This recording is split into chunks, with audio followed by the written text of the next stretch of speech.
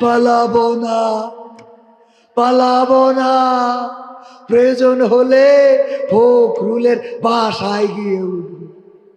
আমাদের আগে শিল্পীরা গেয়েছে না, কোথায় গেল কাকা, ফখরুল তোমার বাসায় আসেনি, গানে গানে বলেছে না। না, ফখরুলের বাসায় ওরা জিজ্ঞাসা করেছে আছে কিনা। আমি নিজেই গিয়েছিলাম ঠাকুরগাঁওয়ে এবং ওই জেলায় যেয়ে জিজ্ঞাসা করেছি এই জেলাতে ফখরুলের বাসায় কি এসেছে নাকি। কয় না, আসে নাই। আমি নিজেই জিজ্ঞাসা করেছি, মিথ্যা বলছি না।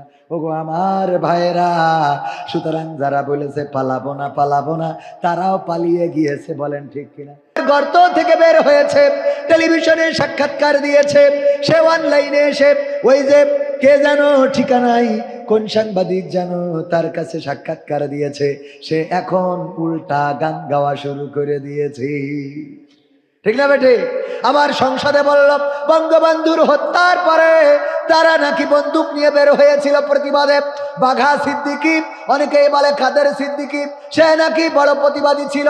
এত বড় প্রতিবাদী তোমরা, তোমাদের জাতির পিতার বাড়ি ভেঙে ফেলা হলো, যেই বাড়িতে স্বাধীনতার স্থপতি বঙ্গবন্ধুর রক্তের দাগ লেগে আছে।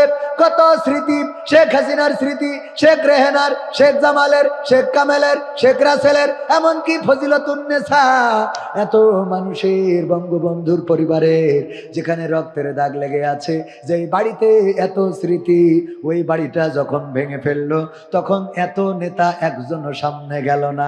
তার মানে এই নেতাগুলো হলো পেয়েছে যতদিন, খেয়েছে যতদিন, নিয়েছে যতদিন, গেয়েছে ততদিন, যখন দেখেছে পাওয়া হবে না, খাওয়া হবে না, তখন বলেছে আর গাওয়া হবে না। ঠিক না বেঠে? আমারে ক্ষমা করে দাও, আমার ভুল হয়েছে, প্লিজ। বলেছে এই কথা না? তাইলে ঠিক বললেন কেন? আগে ঠিক বলা যাবে? বেঠিক এটা কি? বেঠিক আমি বললাম যে ইব্রাহিম বললেন আমারে মাফ করে দাও, আর কোনোদিন এমন করব না। আপনারা বললেন ঠিক। মানে আমাদের অবস্থাটা হলো হুজুর যাই বলবে ওইখানে ঠিক বলতে হবে, এরকম না?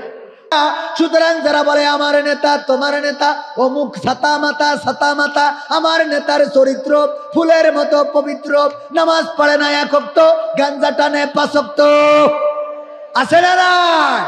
ওই নেতার পিছনে স্লোগান দিলে এখন অনেকেই বলে আমার নেতা যেখানে আমরাই আছি সেখানে, নেতা তুমি এগিয়ে চলো আমরাই আছি তোমার সাথে, নেতা তোমার ভয় নাই, রাজপথ ছাড়ি নাই, নেতা এখন কলকাতায়, তোরা এখন আছিস কোথায়? ঠিক না বেঠে?